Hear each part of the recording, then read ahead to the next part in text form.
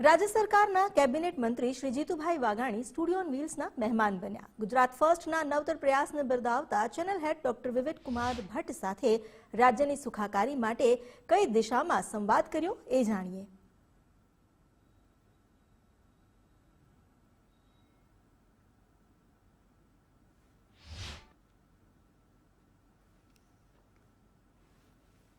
આજે આપણા મહેમાન બન્યા છે રાજ્યના કેબિનેટ મંત્રી, કૃષિ મંત્રી, પ્રવક્તા મંત્રી જીતુભાઈ વાઘાણી. આજે ભાવનગર જિલ્લામાં જ છીએ અને યોગાનો યોગ આપણને આજે એમના લાભ મળી રહ્યો છે.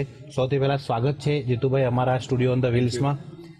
પહેલાં તો એ પૂછવાનું છે, આ પ્રોજેક્ટ કેવો લાગ્યો, કન્સેપ્ટ ને ફીડબેક શું છે? સ્ટુડિયો ઓન ધ વ્હીલ્સમાં પહેલાં તો મને બેસાડવા માટે વિવેકભાઈ ગુજરાત ફર્સ્ટનો અને આપનો આભાર માનું છું. આ પરિકલ્પના બહુ મહત્વની છે. સ્ટુડિયો ઓન વ્હીલ્સ હોઈ શકે, આ પ્રકારનું સ્ટુડિયો આ કલ્પના ન કરી શકાય.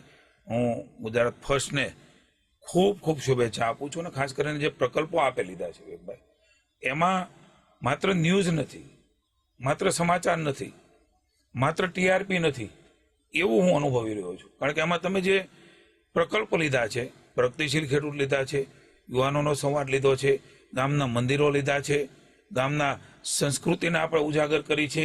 હા, ચોક્કસ મુશ્કેલીઓને પણ ધ્યાનમાં રાખીને એના માટેના સમાધાન શું હોઈ શકે એ પ્રકારે સકારાત્મક રીતે આપ સ્ટુડિયો ઓન ધ વ્હીલ્સ 8 દિવસ એક જિલ્લાને આપવા. આખા જિલ્લાની અંદર વિવિધતાઓ શું છે, આખા જિલ્લાની અંદર તમે કલેક્ટર, કમિશનર, એસપીને પૂછો કે what is the your vision, what is next.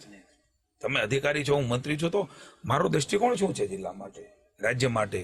તમે બેઠા છો ત્યારે તમે શું વિચારીને આ બધી વ્યવસ્થાઓ છે એમાંથી તમે શું આઉટપુટ આપો છો, તમે પરિણામો. મને એવું લાગે છે કે સ્ટુડિયો ઓન ધ વ્હીલ્સ માટે માત્ર એક સમાચાર માટે નહીં, પણ રાજ્યને ખૂબ મોટું કોન્ટ્રીબ્યુશન આપના માધ્યમથી મળશે.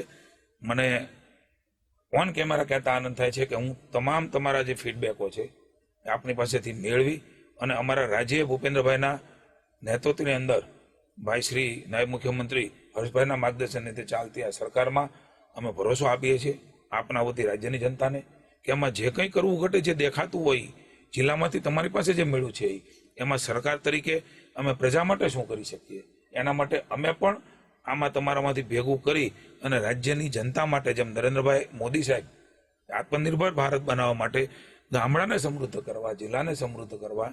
અને મને કહેતા આનંદ થાય છે કે વાઇબ્રન્ટ સમિટ હવે વાઇબ્રન્ટ ગુજરાત રિજિયોનલ કોન્ફરન્સમાં એ કન્વર્ટ થઈ છે.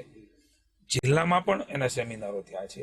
ત્યારે મને પૂરો વિશ્વાસ છે કે જિલ્લાની અંદર બનતી બાબતો, એની જરૂરિયાતો, એના આધાર ઉપર આપણું ભારત મોદી સાહેબના નેતૃત્વમાં વિશ્વગુરુના સ્થાને બેસે.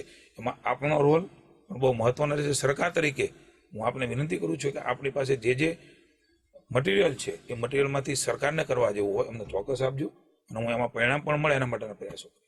એક છેલ્લે અભિનંદન એટલે આપવા છે જીતુભાઈ આપને, કેમ કે અમે લગભગ ઉત્તર ગુજરાત પૂરું કર્યું અને 32 જેટલા ખેડૂતોને, પ્રગતિશીલ ખેડૂતોને સ્ટોરીઝ કરી અને ખેડૂતો ખૂબ ખુશ છે, રાજી છે. યોજનાઓ પૂરી પહોંચી રહી છે અને સૌથી અગત્યની વાત એ છે કે દરેક યોજનાને ડિટેલ્ડ ખબર છે એમને. ખાસ કરીને પ્રાકૃતિક કૃષિને લઈને ખૂબ વધારે અવેરનેસ આવી છે અને આ બધા આપના જે કાર્યો છે, જે પ્રયાસો છે, એનેથી આ ઇન્ફોર્મેશન અને એજ્યુકેશન બંને મળી રહ્યું છે. અને એમ કહે છે ખેડૂત, અમે ઘણા બધાને ફલશ્રુતિ બતાવીશું, પણ ટૂંકમાં એ ખેડૂત એમ કહે છે કે અમને સરકારથી સતત મદદ, ઇન્ફોર્મેશન અને એજ્યુકેશન મળે છે. હું માનનીય મોદી સાહેબનો આભાર માનીશ કે ટેકનોલોજીનો ઉપયોગ કરતા માટે ખેડૂત થયો છે.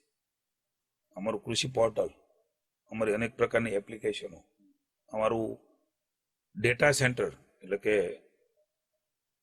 કમાન્ડ સેન્ટર જે ગાંધીનગરમાં છે એ કૃષિ વિભાગનું છે.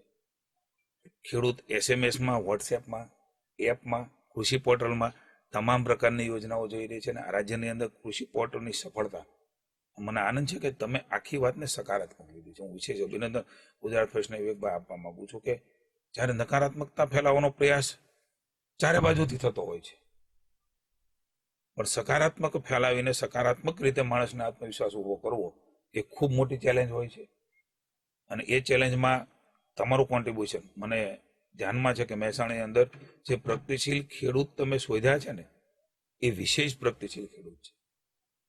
કોઈ સામાન્ય પ્રગતિ કરી અને પ્રગતિશીલ ખેડૂત નહીં. સાચ અર્થમાં એના ખેતરની અંદર એણે કંઈક બીજા કરતા જુદા પ્રકારનું વિશેષ કરીને પોતે ઉત્પાદન લીધું ને બીજાને પ્રેરણા આપી. આ પ્રકારના તમે ખેડૂતોને શોધ્યા છે. હું યુવાનોને જે પ્રકારે પ્રેરણા આપો છો અને મને આનંદ છે કે માનનીય મુખ્યમંત્રી ભૂપેન્દ્રભાઈ અને ભાઈ હર્ષભાઈના નેતૃત્વની અમારી ભાજપની સરકાર, માનનીય પ્રધાનમંત્રી મોદી સાહેબ અને આપણું ગૌરવ ભાઈ શ્રી અમિતભાઈના માર્ગદર્શન નીચે ગુજરાતમાં પણ ખેડૂત માટે થઈને સહકારિતા વિભાગમાં પણ સહકારથી સમૃદ્ધિ એમાં પણ અનેક આયામો માનનીય અમિતભાઈ પ્રધાનમંત્રી મોદીજીના માર્ગદર્શન નીચે સંકલ્પો કર્યા છે.